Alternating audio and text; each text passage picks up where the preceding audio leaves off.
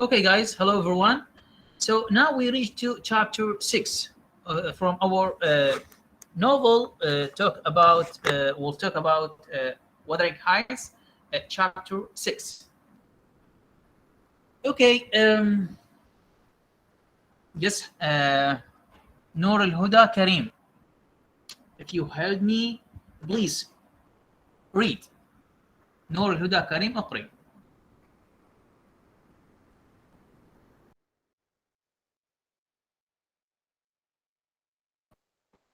نور الهدى كريم Yes, Ustad. اقري chapter 6. Yes. أستاذ ما عندي كتاب والملف ما واضح. عفوا، الشاشة ما شكرا. واضحة. شكرا. اوكي، منتظر عماد.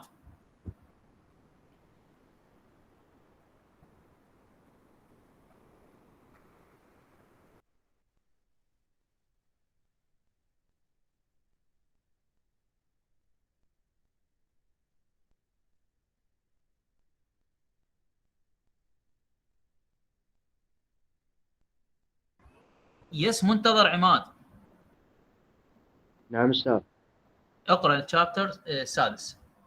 أستاذ ما واضح الملف. ما واضح ملف عندكم وانا دازه لكم، يعني شنو؟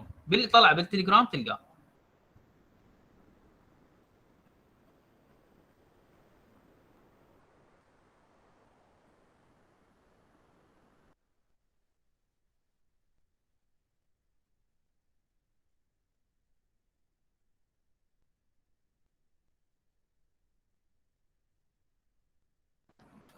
نشوف نور الهدى كريم.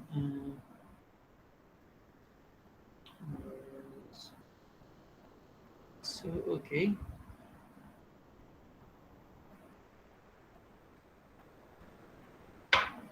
يس، منتظر. نعم أستاذ. يس، اقرا. أستاذ بس ثواني أدور على الملف. موجود بالقناه مالتنا ستوني، دزيت لكم عليها مسج تلقاها، هو ما بيها هواي رسائل، تلقى بيها الملف.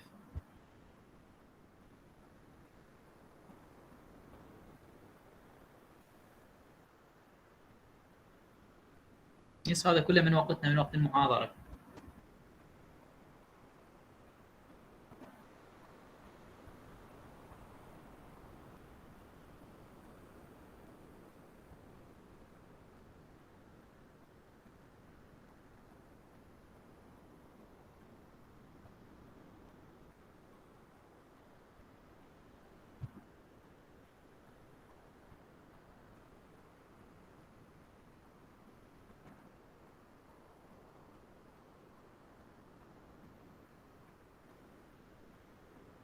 منتظر تقرا لو لا؟ يس دكتور. اوكي. Summary. Hidley returns home. Explained. Brings his wife.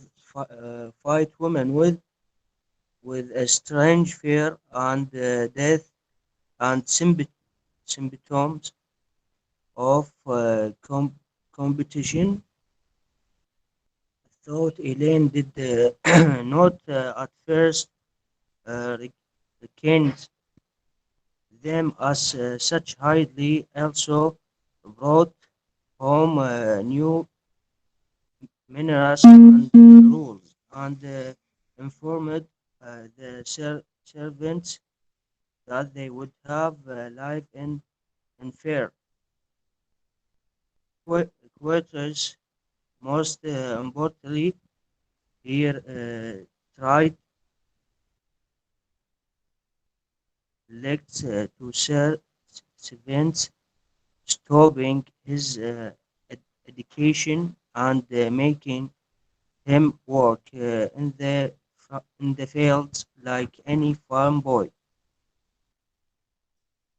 Heathcliff did not mind too much at first because Kathleen taught him what she learned and work and play him with him in the field. They stayed away from Hindley as as possible and grow up civilized and free. It was one of their chief amusement amusements. Elaine recalls to run away to the moors in the morning and remain there all day, and after punishment grow a more thing to laugh at. One day they ran off after being punished, and at night. Okay, thank you, Muntadar. So let me clarify what you read. لما هندلي يعني رجع للبيت بعد ما كان يعني راح يدرس هناك، راح يدرس بالكليه مالته. give with him his wife، انه يعني جلب زوجته وياه. فما كانوا يعني يتوقعون هذه الخطوه، فكانت هي يعني امراه نوع من الطيشان عندها. ايضا عندها الوسواس القسري من الموت. ايلين يعني على الرغم من ان هي كانت تعرف بدايه هذا الشيء، كانت يعني تعرف انه هندلي ممكن يسوي هذا الشيء. هندلي ايضا يعني اجى من السفر، جاب وياه فد اخلاق وقواعد جديده للمنزل ما كانوا يعني يحتاجون عليها. بلغ الخدم اللي موجودين انه لازم يعيشون في اماكن ادنى، مو مثل ما كان موجود ايرون شو والده. واهم من هذا كله انه هو عامل هيثكليف كخادم بعد ما والده يعني مثل صار له مثل اب بالتبني. ايرون شو من جلب هيثكليف جلبه كولد بالتبني، هنا هيندلي عامله كخادم. بعد قال له انه انت ما يصير تتعلم، يعني خلاه فقط بالمزرعه بالمورز بالحقول. طبعا هيثكليف بدوره هو ما مانع بالبدايه، لان يعني كاثي علمته وبقت وياه تعلمه، وكانت مثل يعني الصديقه المقربه اليه، يعني يلعبون بالمورز وكذا. فلما يعني ابتعدوا عن هنلي قدر الامكان، فصاروا هم غير متحضرين، لان هندلي عنده يعني ثقافه التحضر السيفلايزيشن، عنده انه هو لازم يكون من الطبقه الرفيعه. كاثي او كاثرين يعني كانت المهم هي تكون يعني في مرح مع هيثكليف. ايضا تتذكر انه كان من بين وسائل التسليه الرئيسيه اللي كانوا يعني يلعبون بها هيثكليف وكاثرين، كانوا هم يروحون للمستنقعات او المورز ان ايفري مورنينج كل صباح، وكانوا يبقون هناك اول دايز يعني كل يوم. لكن بعد ما يعني العقاب صار يعني او مثلا تعودوا على العقاب مال الهندي، يعني صار انه عندهم فد شيء عادي، هو فقط يعني يضحكون عليه. باحد الايام يعني انه هندلي بعد ما عاقبهم هم يعني راحوا ورجعوا بالليل. هيثكليف رجع فقال لي الايلين، قالها انه يعني انه هذا الشيء اللي صار، انه هندلي عاقبنا وكذا، وهذا وكان يعني يركض هو وكاثي لهاي يروحون للجرانج المنطقه المجاوره لهم حتى يشوفون الناس هناك انه شلون يعيشون. يوسف احمد. يس يوسف. Complete please. Yes. Yes. Yes. And at One night, day, Heathcliff returned. one day they ran. Yes. Yes. Yes. And at night, Heathcliff returned. He told Ellen what had happened. He and Kathy ran to the grange to see how people lived there. And Good. they saw the Linton children, Edgar and Isabella, in a beautiful room, crying after an argument over who could hold the big dog. Good. Amused and scornful, Heathcliff and Kathy laughed. The Lintons heard them and called for their parents. After making frightening noises, Kathy and Heathcliff tried to escape, but a bulldog bit Kathy's leg and refused to let go. She told Heathcliff to escape, but he would not leave her, and tried to pry on the animal's jaws open. Mr. and Mrs. Linton mistook them for thieves and brought them inside. When Edgar Linton recognized Kathy as Miss Earnshaw, the Lintons expressed their disgust at the children's wild manners and especially at Heathcliff being allowed to keep Kathy company. They cuddled Cathy and drove Heathcliff out. He went back to Wuthering Heights on foot after assuring himself that Cathy was all right. When Hundley found out, he welcomed to chance to separate Cathy and Heathcliff. So Cathy was to stay for a prolonged visit with the Lintons while Leg held, and Heathcliff was forbidden to speak to her. Analysis. اوكي ثانك يو سو ماتش ثانك يو يوسف. بعدين مثل ما يعني انه قلت لكم انه هيثكليف رجع فقال لايزابيلا قال لها انه اكو عقوبه صارت من عندنا، فهم راحوا يشوفون الناس اللي يعيشون بالجرانج انه شلون يشوفونهم، فشافوا اطفال لينتون اللي هم ايزابيلا وادجر كانوا قاعدين في غرفه حلوه كانوا قاعدين بيها. فتجادلوا بيناتهم انه يعني شلون واحد يدق الباب منو اللي يطرق الباب على اطفال لينتون. فهيثكليف كان يعني يضحك وكانوا هم يعني مستمتعين ويشاقونهم هيك من وراء الشباك، فصار الصوت مالهم كلش يعني شلون يخوفوهم سكير ذيم. فبهذه المره حاولت انه كاثي وهيثكليف انه يشردون. ليش؟ لان ابوهم سمع صراخ هذول الاولاد، فهو ايش عباله؟ عباله لصوص، عباله كذا، فاكو كلب عندهم هذا الكلب مالهم، دزه على يعني يركض وراهم، فوين يعني عض الساق مال كاثي مال كاثرين، فهو من عضها ظل يعني مكلب بيها هذا الكلب. فهي قالت له الكلب، قالت له انه انت حاول يعني تهرب. هيدي الكلب بالبدايه ما قبل لان حاول يعني يخلصها من الحيوان هذا من الكلب، ما قدر. بعدين عافها وراح. فهنا لما اجى هو هذا مستر لينتون وامه اجوا لقوا انه هذا او ادجر لينتون العفو، اجى لقى انه هاي هي كاثي اللي هي ابنه ايرون شو. فقال لهم انه انتم ليش سويتوا كذا؟ هذه هي مجرد كاثي. فقالوا له انه احنا ما نعرف هذا. المهم هذا هو يعتبر سلوك وحشي يعني تجاه الاطفال. هنا يعني اصحت النصيحه مال هيندلي انه انت لا تخرجين ويا هيثكليف، يقول لاخته، لان هيثكليف يعني ما من وراه غير يعني just for example problems matters. المهم فهم ظلوا يعني يعالجون كاثي وهيثكليف، طردوه هو اصلا يعني ما وصل. فرجع الوذرينج هايتس هيثكليف اجى يعني يمشي بعد ما يعني اطمئن على كاثي انه هي خلص يعني خلصت من الحيوان وصارت انه عند عائله ادجر لينتون وان هم يعالجون بها، فاطمئن عليها.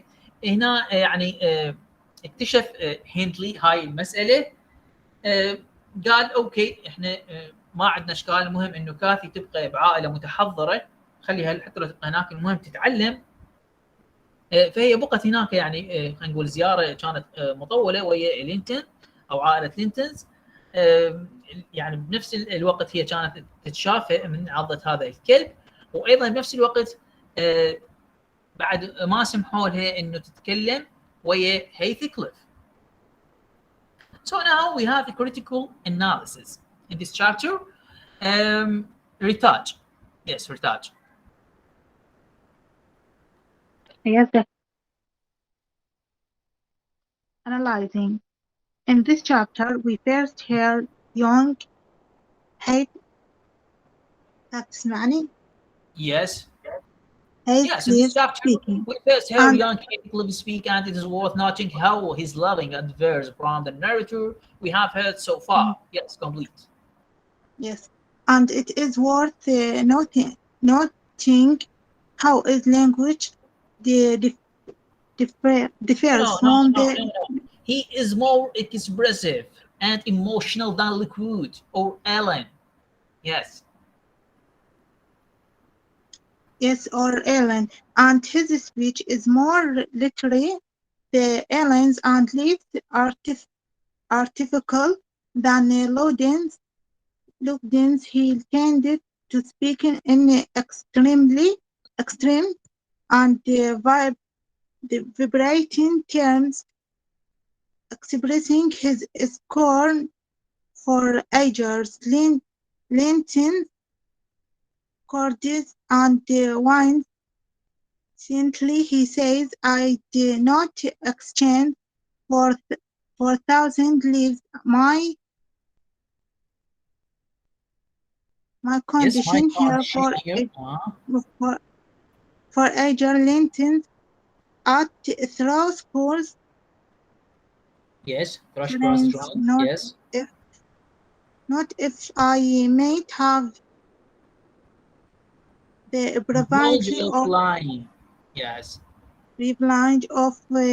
playing just Joseph of the haste table and painting the house for men with the handly blood. Okay. He Okay. Let admired me. Yes. Let me clear that. Let me clear that for you. كمل.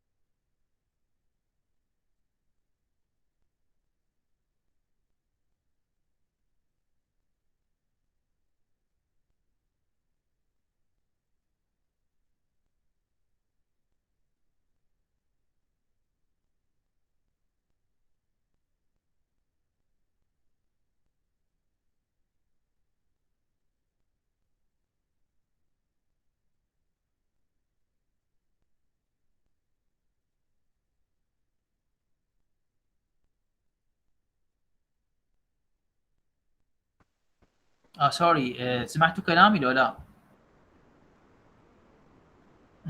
Sorry. So I will لا أستاذ repeat. صوتك ما Yes, I تمام. will repeat critical analysis. انه قلنا بهذا الفصل. شلون هاجر تقول يس؟ ما ادري. اوكي I will repeat. بهذا الفصل انه شفنا منو اللي يتحدث. اللي يتحدث هو هيثكليف. يعني بلغه تختلف عن لغه الراويين الاصليين اللي هم منهم الروائيين الاصليين اللي هم لوكوود وايلين. كانت خطاب او كلام هيثكليف دائما كان يعبر لنا عن عاطفه. ليش؟ لان هذا الولد هو اصلا محروم من هاي العاطفه، هو طفل صغير تربى وترعرع في الشوارع. هنا يحاول يريد يعوضها، يحاول يريد يعني يقلد هذا الشيء حتى يتمكن من ايجاده. كان خطابه بنوع من الادب اكثر من ايلين، وكان ما بيتصنع مثل ايلين او لوكوود باعتبارهم دول من الطبقه البرجوازيه، من الطبقه المتحضره. هو كان ما يتصنع هذا الشيء، يعني هو على سجيته كان يخطب مالته. كان بنفس الوقت انه الكلام مالته مليء بالحياه، مليء بالروح. احيانا يعني يعرب عن ازدراءه، يعرب عن اشمئزازه من لينتون، من ادغار لينتون الابن. يعني هو سوري يغار منه. هيز جيليوس اوف هيم بيكوز كاثرين. وحتى انه هو قال انه انا لو تنطوني 1000 حياه من حياه ادغار او لينتون، ادغار لينتون، انا ما راح ابدل الحياه مالتي اللي عايش بيها انا. يس كومبليت. يس ريتاج.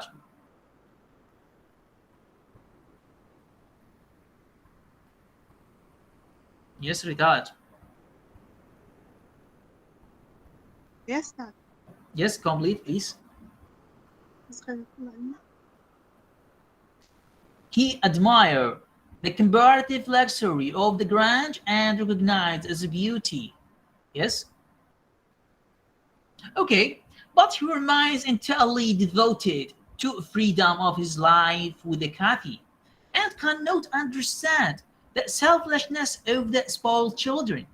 When you catch me wishing to have what Catherine wanted, his devotion to Kathy is clear, and he sees it as a completely natural and inescapable.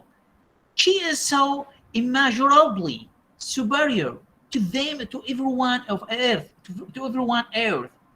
Is she not, Nelly? He admires Kathy for her bravery, and he possesses that same kind of courage. اوكي. كان عنده اعجاب بالرفاهيه اللي موجوده وين؟ بالجرانج، بالمجاوره الوذرينج هايتس، يعني يعبر عنها عن جماليتها.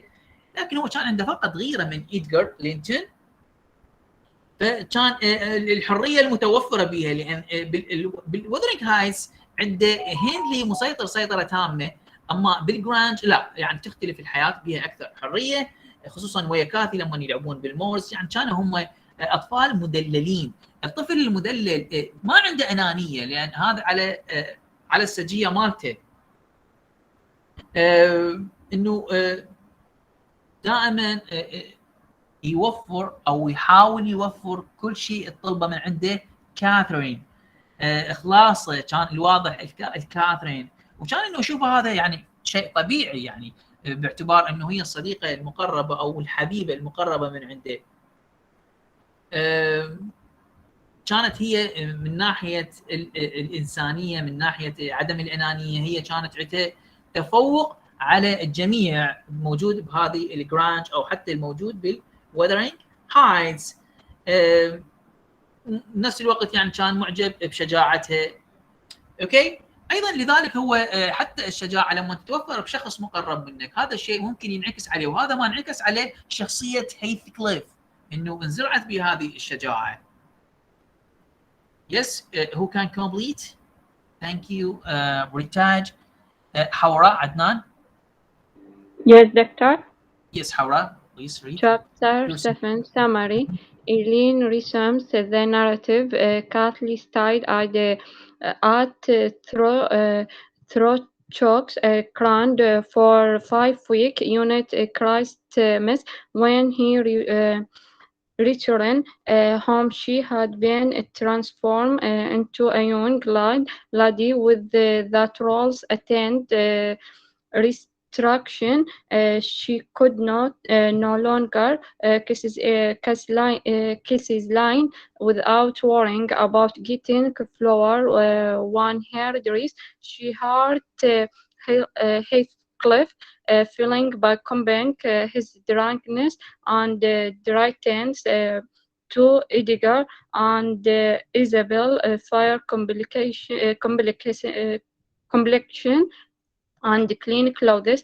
The boy had become more and more neglected in the absence, and we cruelly put in his place by handily and special by Kathy new plush.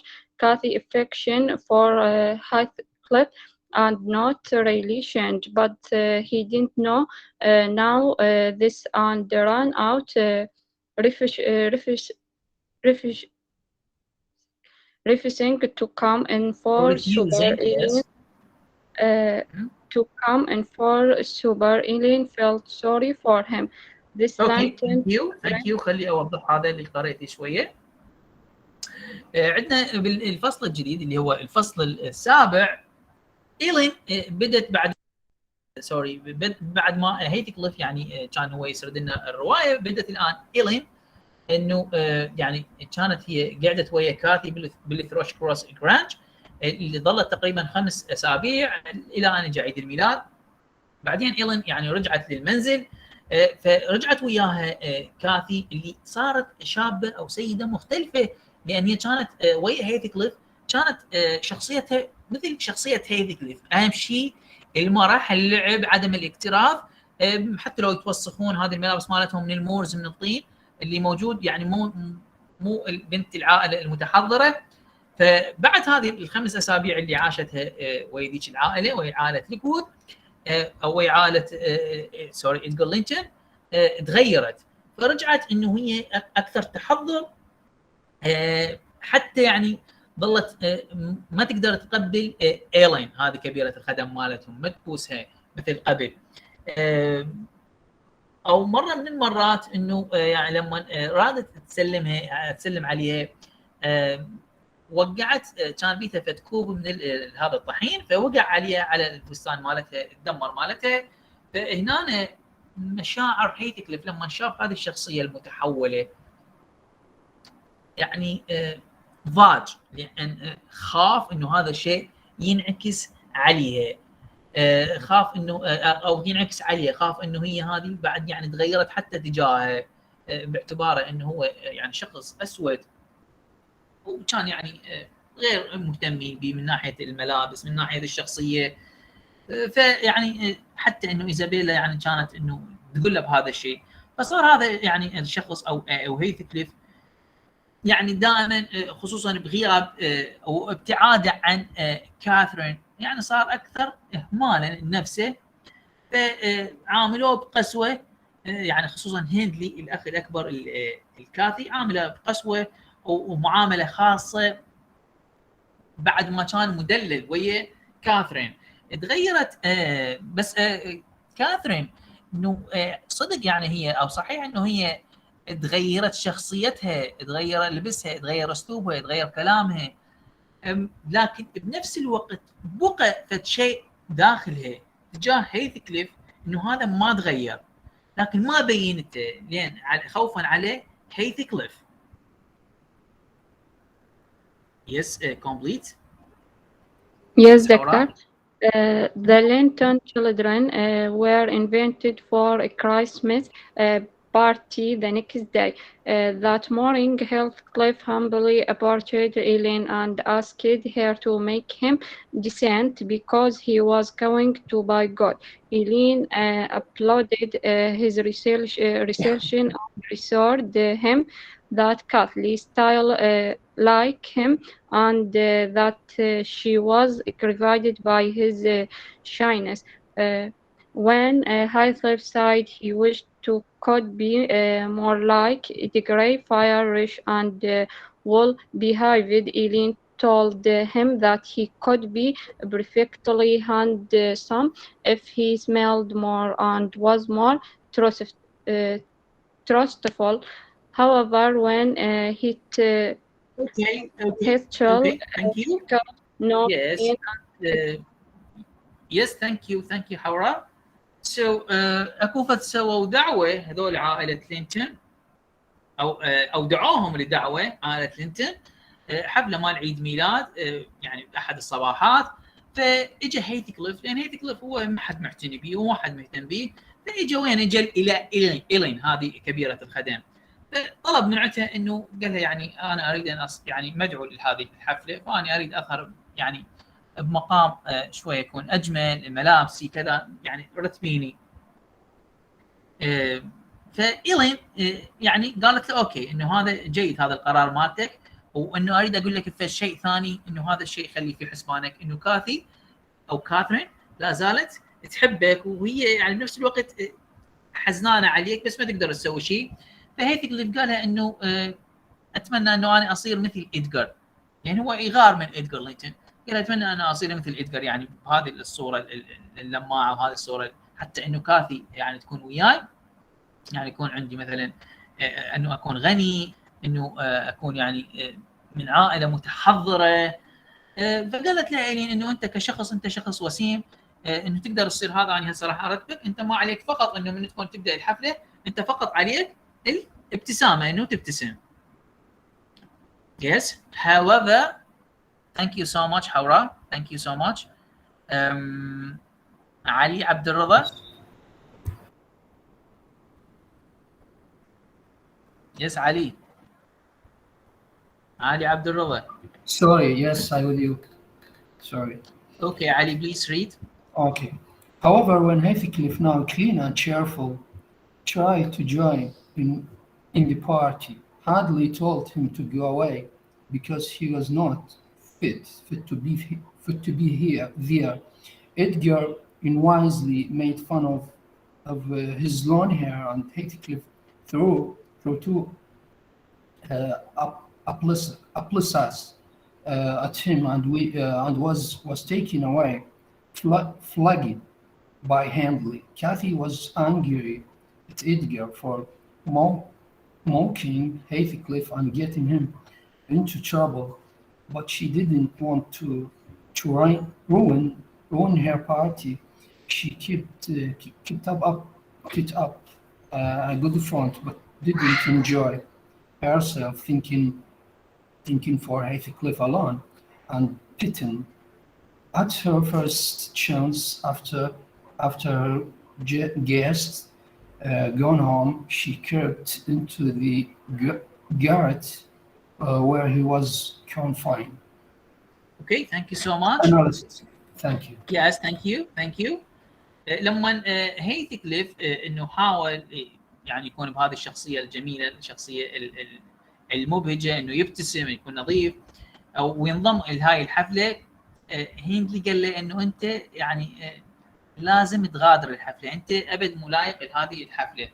فادجر يعني ظل يضحك عليه، من ظل يضحك على شعر هيثكليف كانه مجعد وكذا وهذا. هيثكليف ضاج من هذه يعني التصرف. كان هو عنده يشرب عصير تفاح، رماه يعني رماه على وجهه. هندلي لزمه وطلعه من الحفله وجلده مثل كل مره. كانت يعني كاثرين كلش يعني غضبانه من هذا التصرف، كلش ما قبلت على هذا التصرف، انه يتعامل بهذه يعني شلون ورطه خلوه فيها، ان هم دعوه وبعدين يعني بعدين انه يعني حاولوا يستهزئون به، حاولوا يتنمرون عليه، ومع ذلك لما دافع عن نفسه لقى العقاب. بس هي بنفس الوقت ما حاولت يعني تفسد الحفله حتى يعني تكون بظاهرها انه هي ما قابله، فبقت محافظه على هاي الحاله اللي هي ظاهره بيها، ويعني تبين نفسها انه هي مستمتعه بالحفله. يعني ظلت تفكر وين، تفكر انه بهيثكليف انه حاليا يتعرض للضرب. فاول فرصه انه اجت لها بعد ما رجعوا الضيوف لمنازلهم، هي اول شيء سوته انه هي راحت الهيثكليف حتى تطمئن عليه. Yes, who can read the critical analysis?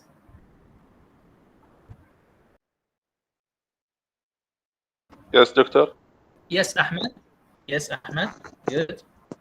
Yes, doctor. Yes, doctor. Yes, Analysis. analysis. Yes. Yes, doctor. This chapter makes the end of Cathy and Heathcliff time happiness and perfect understanding Cathy and moves into a different sphere, that of the gentle lanterns, and Heathcliff cannot follow her. Also, Cathy still craves for the things she did when the two of time run with together. She is under a lot of pressure to become a lady, and she is vain enough of and enjoy the admiration and approval she gets from eager handily, and she wave Cathy's desire to inhabit two worlds. This moors with Handcliffe and the parlor with eager Yes. is Edgar. yes is a central central driving force for the novel, and eventually result in it. Emily Bront had experiences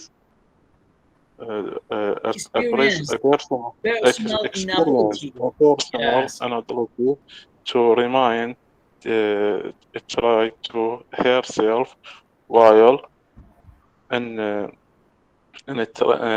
treating conventional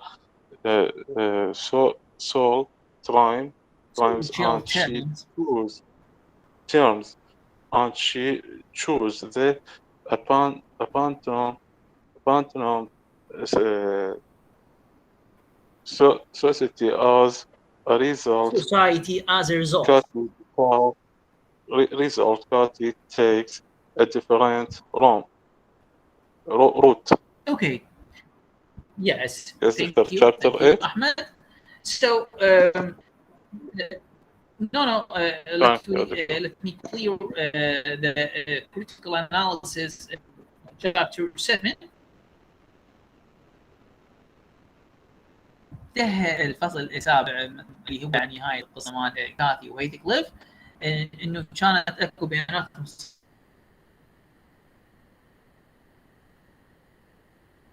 سعاده، لان هي بالاخير راحت اطمئنت عليه، عبرت له عن حبها اليه، كان بيناتهم تفاهم تام.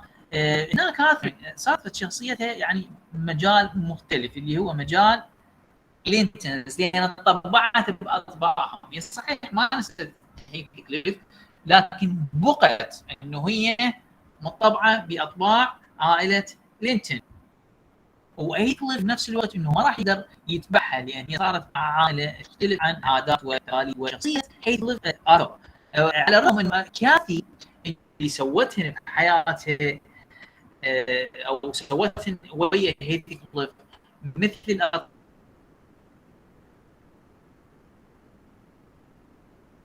الاطفال الغير متحضرين، الاطفال المتوحشين، كانت يعني عليها ضغط او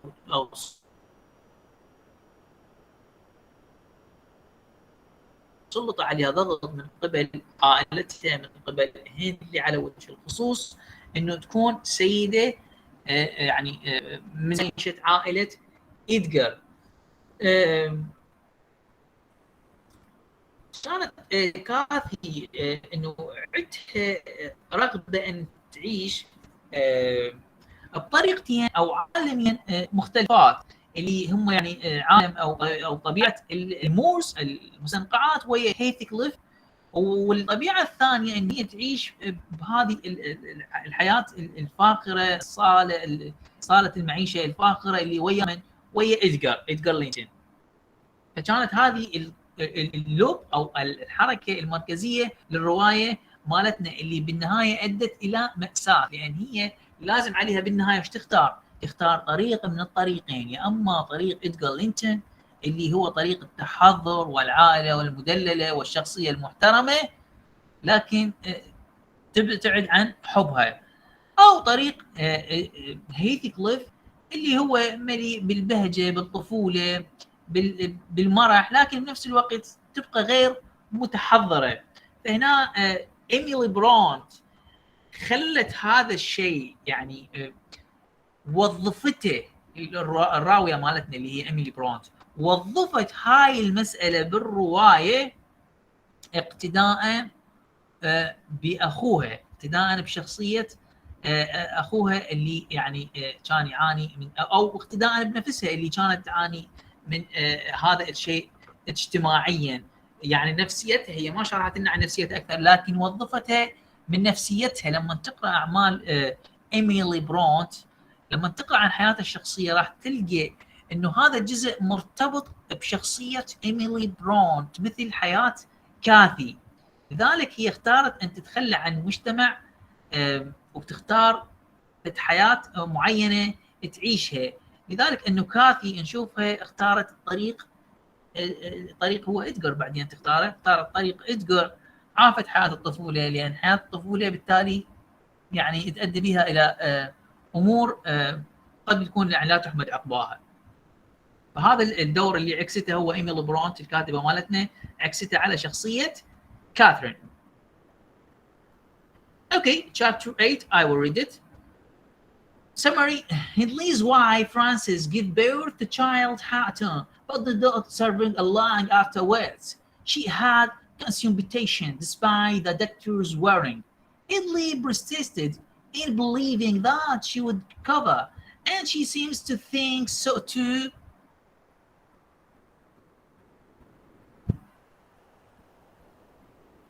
always saying she felt better, but she did. But she did. A few weeks after her birth, Ellen was happy to take care of the baby. Hindley grew desperate. His sorrow was of kind that will not limit. He neither wept or cried. He cursed and divided, execrated God and man, and gave himself up to reckless dissipation. The household more or less collapsed into violent confusion. Respectable neighbors cased to visit, except for Edgar, interested by Catherine Heathcliff's ill treatment, and the odd example Bose Hindley made him daily more notable for savage stillness and falsity. Catherine disliked having Edgar visit Wuthering Heights because she had hard time behaving constantly when Edgar and Heathcliff met, or when they talk about each other. Edgar's presence made her feel as though she had to behave like Linton, which was not natural for her. اوكي، بهذا الفصل الثامن، لما زوجة هنري انجبت في الطفل او انجبت طفل ولد، هي تمرضت فماتت يعني خلال الولاده وبعد الولاده توفت. فكان هذا الشيء يعني كلش نزل كالصاعقه على هنري. هذه قبل لا تتوفى، يعني بعدتي انه هي على مرض الموت او على فراش الموت. فهنري كان عنده اعتقاد سائد انه هي راح تتشافى، انه هي راح تتعافى. ايضا انه هي نفس الحاله بدت انه يعني من تشوف هنري هيك يعتقد، ايضا هي بدت انه يعني تعتقد بهذا الشيء، انه دائما تقول انه هي زينه زينه زينه. هي ما تدري انه المرض يعني وصل وياها مرحله بعدين يعني بعد عده ايام توفت من يعني لما ولدت هارتون اللي هو ابن هنري. كانت المربيه والكير اللي هي إيلين، يعني كانت مربيه الطفل، يعني كانت سعيده بهذا الولد انه يجي للعائله. فهنري بقى يعني عايش بحزن، بقى يعني دائما يعني تشوفه بحاله يرثى لها، يبكي احيانا، يدعو احيانا، يعني يظل يعني يتحسر، يصير في حاله من الهستيريا. فصار يعني في حاله طيش مثل المجنون. الاسره بحال او باخر لما الشخص المسؤول عن الاسره يشوفونه بهيك حال او ارباك، الاسره نفسيتها راح تنهار. الجيران اللي موجودين بوذرينغ هايتس جيرانه يعني حتى ظلوا ما يروحون، ما يسافرون عليه او ما يزوروهم، لان البيت مال ايرون شو مال هيندلي يعني عباره عن حزن، عن جريف، عن سادنس، عن سرو، عن تصرف طائش مثل المقبول. كاثرين بنفس الوقت قالت له انه هذه كلها سببها كانت سوء المعامله الهيث كليف. فكانت انه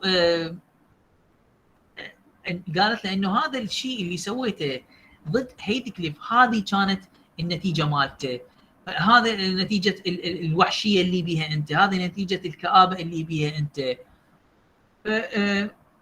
حتى منعت ادغار انه يزور هنري، يزور عائله هنري، يزور عائلتها. قالت له انه احنا عائلتنا عباره عن دمار، عائلتنا عباره عن كآبه الحقها بينا هنري. حاولوا انه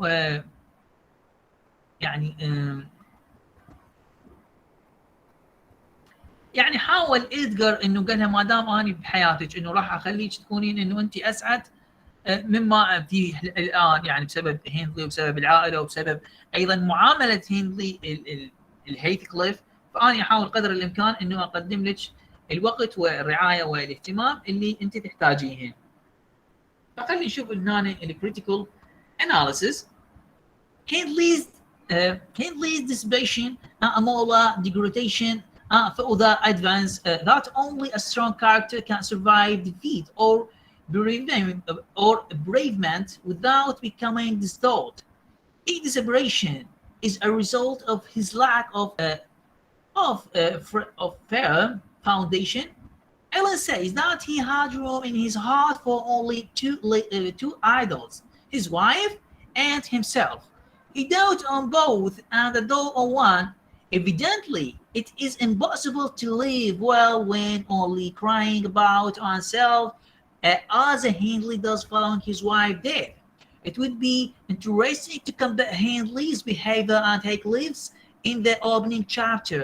Both survive after the deaths of their beloveds, and both lives in a chaotic and cheerless Wuthering Heights. Heathcliff, however, has not entirely lost contact with Cathy. Their closer relationship rules out a complete separation even after death. Emily Brown's obvious model for Hindley is her brother Branwell, who was sinking into dissipation when she was writing the novel. اوكي. لما نريد ننتقد هذا الفصل اللي يعني اثار او تكلم عن حياه هنلي بعد مرض ووفاه زوجته. هنلي اخلاقيا تدهور بعد ما كان يعني في حاله ممكن ان يحسن منها، لان هو في بدايه حياته انه هو كان يعني في نقص اخلاقي. بعدين لما توفت زوجته هذا الشيء صار في شخصيته، الكآبه، الوحشيه، القسوه. ف يعني انطى دليل اضافي على انه هاي الشخصيه مال هندلي يعني ما تقدر تنجو من هزيمه، ما تقدر تنجو من حاله مأساة يمر بها. وهذا الشيء كلش معيب على الرجل، انه لما يمر في حاله ما، في حاله حزن، في حاله فقدان، في حاله خساره، انه لازم ينهض من جديد على حد التعبير، انه ما يستسلم للوضع الراهن اللي هو به. فهو كان يعني يفتقر لهاي القوه، يفتقر لهذه يفتقر لهذه الشخصيه اللي ممكن تنتشله من الواقع ماله. ايلين بنفس الوقت انه تقول يعني الغرفه مالته ما كان يعني بيها، ما كان توسع اكثر من شخصين، اللي هو طفله وشخصيه هو. فكان يعني فقط هو عايش معاهم ذول الاثنين. ولذلك هذه هي النتيجه، انه انت ما كنت محاط بناس، انه انت ما كنت تعامل الناس معامله حسنه، ما كان عندك تواصل الاجتماعي وياهم، انه انت فقط هذول الاثنين. فلما خسرت واحد من عندهم، بالتالي هاي النتيجه، انه انت ما تقدر تخرج من هذا المستنقع. والواضح انه هنلي مستحيل يقدر يعيش حياه ثانيه، حياه يهتم بها بنفسه. المثير للاهتمام بهذه التحليل مالنا انه نقدر نقارن سلوك هنلي وسلوك هيثكليف ببدايه القصه مالتنا او الروايه مالتنا، لان اثنينهم فقدوا احباء عليهم، واثنيناتهم يعني عاشوا بنفس المكان اللي هي مرتفعات وذرينج او وذرينج هايس، اللي دائما بيها السادنس وبيها البهجه وبيها كل شيء، المتناقضات. ف هيثكليف انه الشيء الوحيد اللي يعني اللي من شأنه ان يصلح شخصيته انه هو بقى متواصل ويا كاثي، انه هو ما يعني ابتعد عنها، ما انفصلوا انفصال كلش قطعي. حتى بعد ما توفت كاثي بعدين رجع، يعني ما انفصل عن، ظل انه عنده على الاقل يعني عنده ترابط، او يعني عنده ترابط وياها. إيميلي برونت وظفت هذا الموضوع، وظفت هذه الشخصيات، عكستها على حياة شقيقها اللي هو براونويل، عكستها عليه اللي كان في حالة ما، في وضع ما، انه هو شنو، انه هو عايش في غرق، عايش في يعني في مأساة. فهي كانت بهذا الوقت لما تكتب الرواية حاولت انه تقمص شخصيه اخيها اللي هو براويل، تقمصها وتوظف جزء من عتها بهذه المسرحيه وتعكسها وين؟ تعكسها على المراره اللي عاشاها هندلي وعاشها هيثكليف. Now we have chapter 9. So summary. Hindley came in raging, daring, and swearing, and Catelyn in an act of trying to hit Houghton and aboard for his safety. Hindley threatened to make Nelly slow craving knife and even tried to force it between her teeth. But she bravely said she'd rather to be shot and spat it out. Then he took up Houghton and said he would grab his ears like a dog to make him look first, and held the toddler over the banister. Hearing Heathcliff walking below, Hindley accidentally dropped the child, but unfortunately, Heathcliff caught him.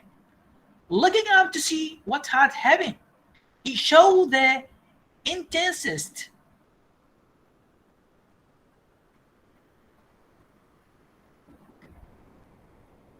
anguished at having made himself the instrument of throwing his own revenge. In other words, he hated Hindley so much that he would have liked to have him to kill his own son by mistake. If it had been if it had been dark, Ellen said he would have tried to remedy the mistake by smashing Hatton's skull on the stage. Hindley was somewhat shaken and began to drink more. Heathcliff told the lead he wished Hindley would drink himself to death, but that was unlikely to happen as he has strong constitution. اوكي، هذا صارت التطورات او يعني دراماتيكلي اللي صارت بالفصل التاسع لما اللي حدثت بين هنلي وابنه بسبب الشرب. كان يعني في حاله سكر ويحكي او يتكلم كلام فاضي. ف إيلين يعني حاولت انه من شافته انه بحاله سافج، بحاله مزريه، حاولت يعني تخبي ابنه عنه اللي هو هارتون، اكو فد خزانه او محفظه حاولت يعني تخبيه حتى يعني لين باعتبار هو يعني فاقد العقل خاف يأذيه. فهنلي لزم السكين، حاول يعني يخوف او حاول انه يهدد نيلي، قال لها اذا مت تطلعين الولد انه اني راح اذبحك او اني راح يعني خلي يعني السكين على حافه الشفاه مالتها. ف يعني انه حاولت بطريقه او اخرى، يعني كانت يعني شجاعه انه تفضل لو تموت ولا تنطي الولد، لكن هو بطريقه او باخرى لقى كافي، لقى سوري هاتون، فمسكه بحاله سكر، حاله فقدان للعقل.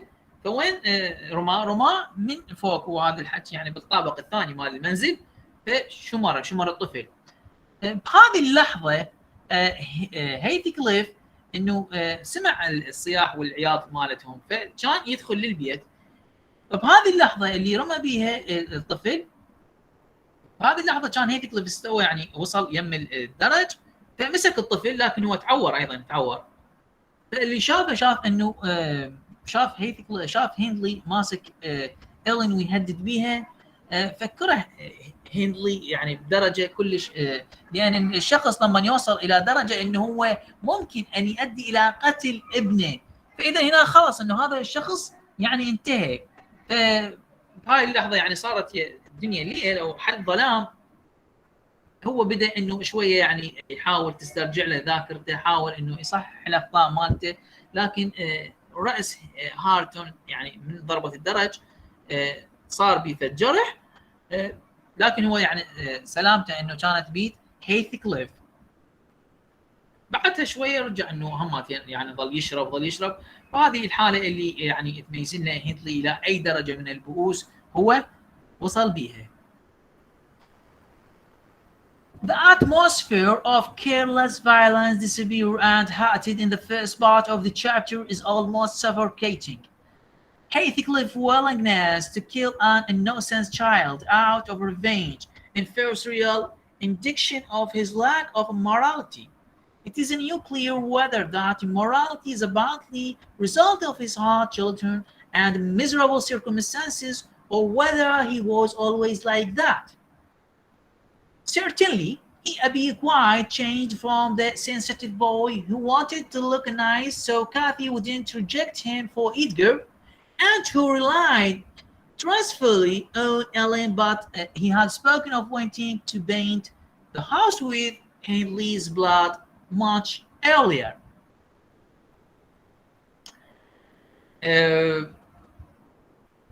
الإهمال، العنف، اليأس، الجو مال الكراهية اللي صارت بالجزء الأول يعني من هذا الفصل، انه نشوف هيثكليف عنده استعداد، او هنلي عنده استعداد انه يقتل الطفل، يعني حتى لو كان ابنه، دافع هيك الانتقام من شيء هو يعني اعجازي، لانه هو يعني زوجته ماتت، زوجته توفت، لانه هذا الشيء ما يدفعك انه تكون انت مجرم الى هذه الدرجه. انما هذا تفسيره هو فقط انه هو يفتقر للاخلاق الحقيقيه، لان الرجل دائما الرجل يكون صلب في اي موقف يتعرض له، لازم يكون اكثر. هذه ممكن العاطفه تصير عند المراه تكون اكبر، اما الرجال المفروض يعني يكون افضل، يكون انه مسيطر اكثر.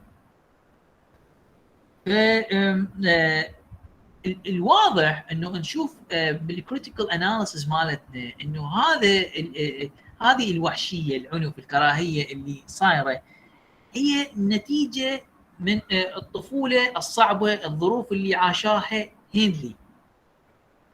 ما نعرف اذا هو كان يعني دائما على هذا النحو، انه هي شخصيته هكذا يعني مربى، او مثلا الظروف المحيطه به هي اللي خلقت من عنده شخص قاسي، شخص انه ما عنده شخصيه، ممكن يهتز من اي موقف.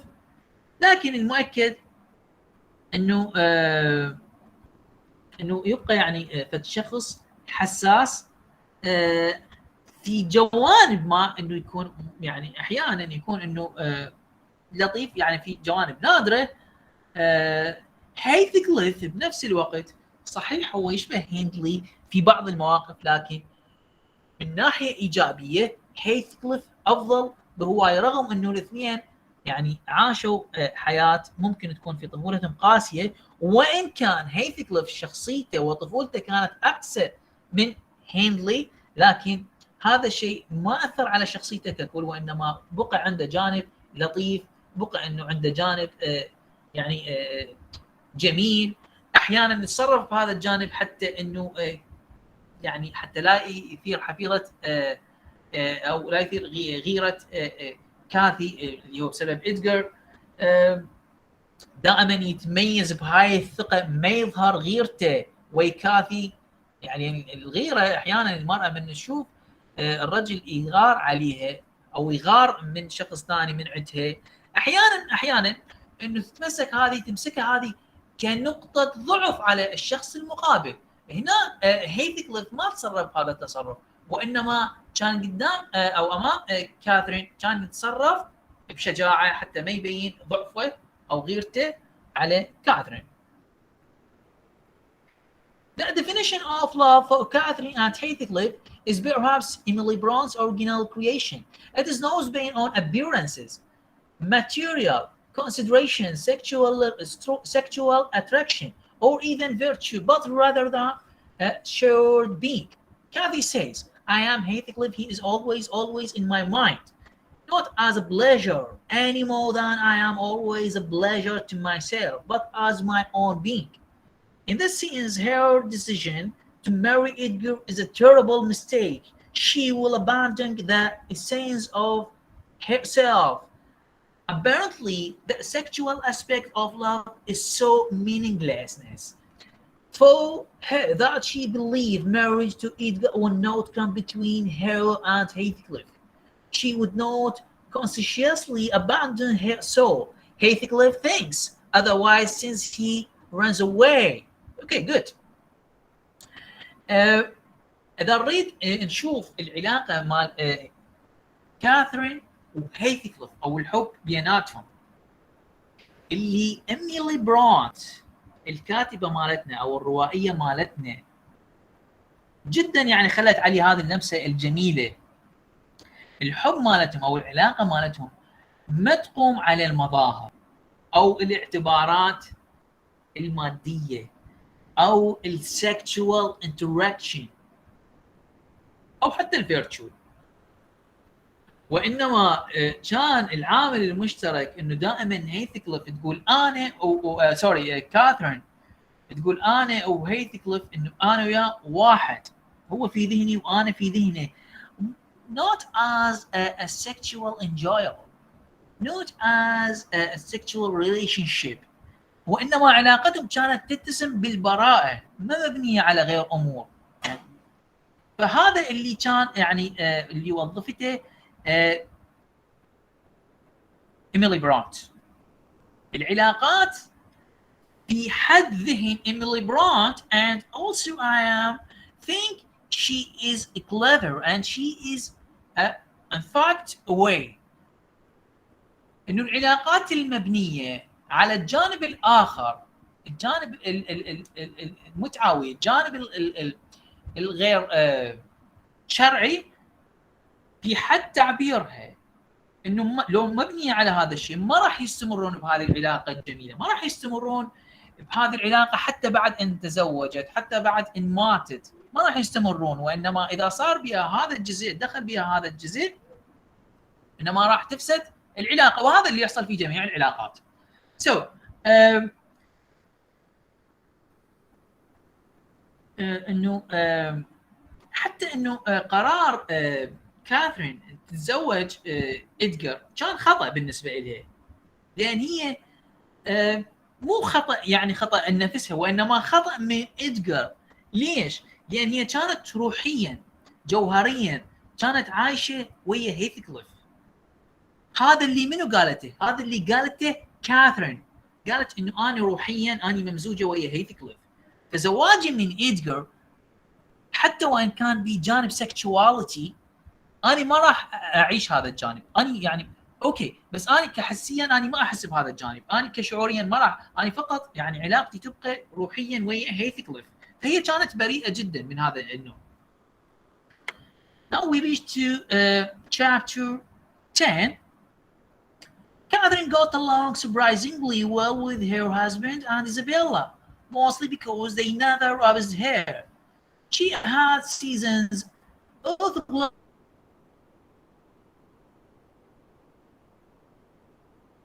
and silence, though Edgar took these as the result of her serious illness. When they had been married almost a year, Heathcliff came back. Millie was outside that evening and he asked her to tell Catherine someone wanted to see her. He was quite changed, a tall and athletic man who looked as though he might have been in the army, with a gentlemanly manner and educated speech, though his eyes contained a half-civilized ferocity. Catherine was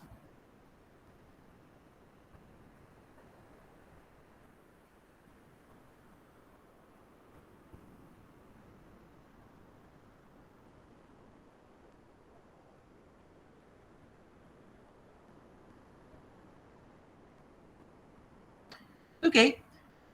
واضحه يمكم الصفحه شباب؟ Yes, let's do. Okay, let me check. Yes. So Catherine was overjoyed and didn't understand why Edgar didn't share her happiness. Heathcliff stayed for Tia to Edgar's brevish and oration. It transpired that Heathcliff was staying at Wuthering Heights, paying Hindley generously, but winning his shows money at card. Catherine wouldn't let Heathcliff actually hurt her brother. بالفصل العاشر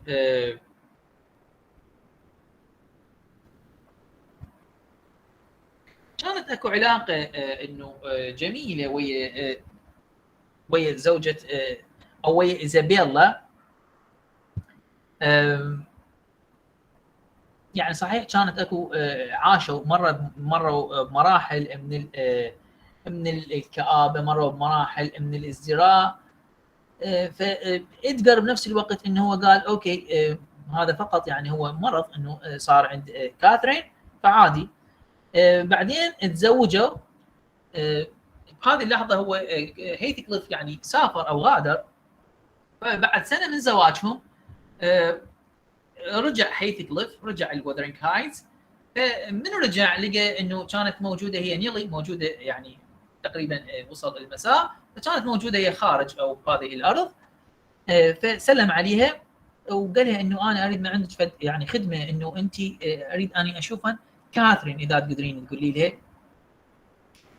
بس انه من رجع انه هو متغير، يعني انه اكثر يعني حتى انه حجمه شويه طايل، يعني جسمه صاير احلى مثل اللي هذول بالجيش، اخلاقه متغيره، الكلام مالته، طريقه الكلام مالته، بالرغم انه يعني حد التوصيف مالته انه يعني لا زال نفس النظره اللي كان موجود يعني من ناحيه العيون مالته تفصيليا.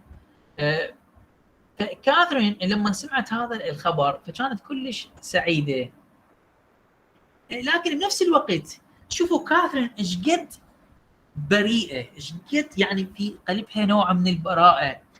هي سعيده في عوده هيثكليف، تريد تشوفه، لكن مستغربه من شنو؟ مستغربه انه زوجها إدغار لينتون انه ما يشارك هاي السعاده. طبعا هذا شيء مستحيل، يعني هو زوجها اكيد يكون عنده يعني غيره من هيثكليف، فهي تقول انه شنو السبب اللي ما يخليه يشاركنا. فاذا يعني هذه نقطه، this is a point, it's very important. هاي يعني just a signal no sense of Catherine، يعني ايش قد البراءه موجوده عند كاثرين. يعني اجى يعني دخل للبيت مال كاثرين اللي هو زوجها إدغار عادي، يعني ماكو شيء، فقدموا له الشاي، شرب الشاي. هذا الشيء يعني خلى إدغار نوعا ما غير مرتاح انه يشوف هيثكليف ببيته، يعرف انه هيثكليف يحب زوجته كاثرين. ف يعني حاول انه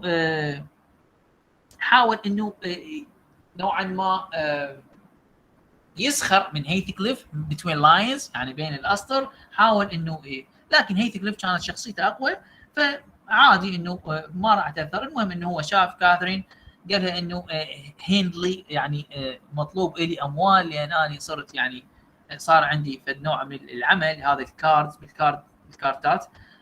فهندلي فهي ازعجها هذا الموقف، قالت له انه اريدك انه تبتعد عن اخوي، لان اخوي يعني هو ما عنده علاقه جيده بك، فانه توصل هذه المرحله.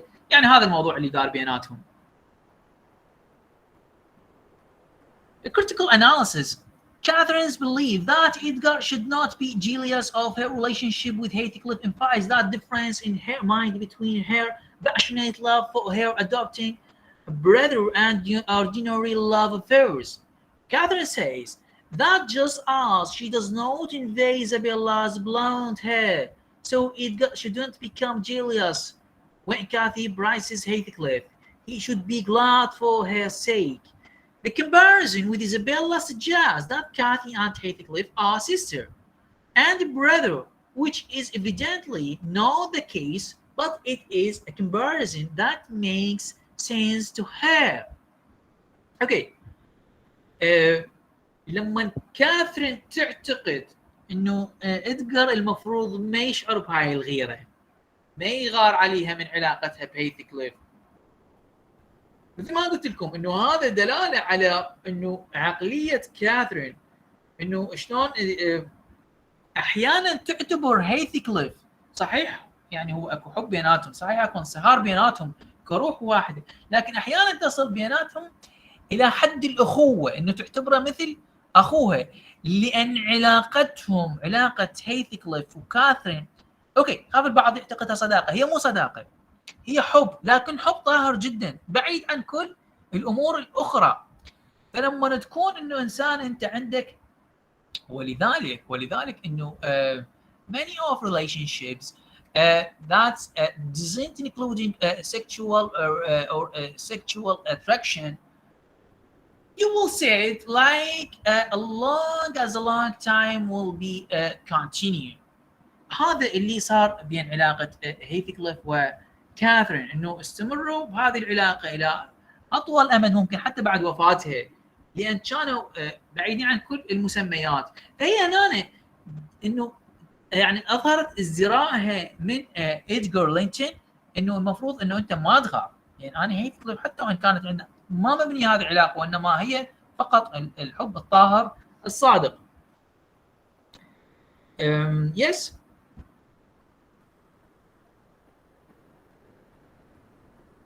We continue. So Catherine makes several analogies to the natural world. Heathcliff could crush Isabella like a sparrow and then he is on earth, a wilderness of Fosa and Weston. Isabella uses what seems to be natural metaphor, but is in fact literary when she compares Catherine to Dirk in a manager for keeping Heathcliff to herself. The sisters-in-law speak and think quite differently despite superficial similarities. Okay, so لما كاثرين يعني سوت عديد المقارنات ويا العالم الطبيعي، كان هيثكليف انه يعامل ايزابيلا بخشونه، يعامل ايزابيلا بقسوه.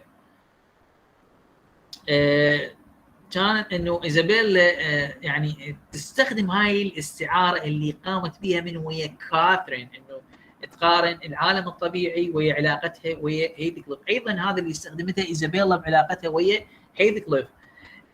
هي تبقى يعني فقط استعاره ادبيه. قارن كاثرين بالكلب يعني الغير محبب، الكلب المنبوذ. ايزابيلا تقارن كاثرين لان تغار منعته، حتى انه فقط يعني تحاول تسيطر على علاقتها مع هيثكليف وتبقى فقط هي مع وانه فقط يبقى هن يعني سيستر لو يعني الحما والزوجه. وعلى هذا يعني التفكير وهذه المقارنه انبنت شخصيه ايزابيلا تجاه كاثرين الى ان توفت. هذا لحد هنا نتوقف لحد chapter 11. So now thank you for your presenting and please listen to me carefully. المحاضرات القادمة إن شاء الله خليه بس دقيقة نوقف